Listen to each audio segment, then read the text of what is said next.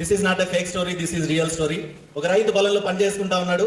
Help help అని ఏదో sounds వచ్చాయి. ఓకే, వెళ్ళి చూస్తే, పని ఆపి వెళ్ళి చూస్తే అక్కడ బావిలో ఒక పిల్లాడు పడి ఉన్నాడు.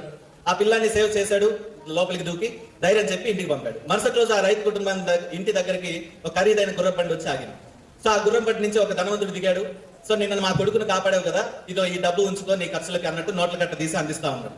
సో దానికి రైతు, ఇది మా అమ్మ నాన్నల నుండి నేర్చుకున్న బుద్ధి, మానవతా దృక్పథంతో నేను ఇది చేశాను, దయచేసి ఇది మీరే తీసుకోండి అన్నట్టు అలా తిరస్కరించారు. అప్పుడే లోపల నుంచి కొడుకు బయటకు వచ్చి, ఆ రైతు కొడుకు బయటకు వచ్చి సవినయంగా వాళ్ళకి నమస్కరించి నాన్న వైపు నిలబడ్డాడు. మీ కొడుకా అని అడిగాడు. అప్పుడు ఆ రైతు, ఎస్ నా కొడుకే అన్నాడు.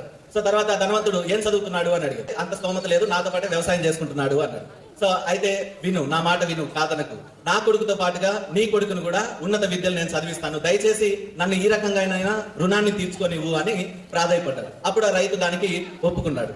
మాట ఇచ్చినట్టుగానే ఆ ధనవంతుడు ఇద్దరు పిల్లల్ని ఇంగ్లాండ్ లో మంచి మంచి యూనివర్సిటీల్లో చదివించారు. అయితే పెద్దయ్యాక ఇద్దరు ప్రముఖులయ్యారు.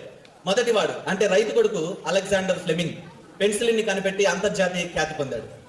అయితే రెండో వాడికి పెద్ద వ్యాధి వచ్చింది. డాక్టర్లందరూ చేతులు ఎత్తేశారు.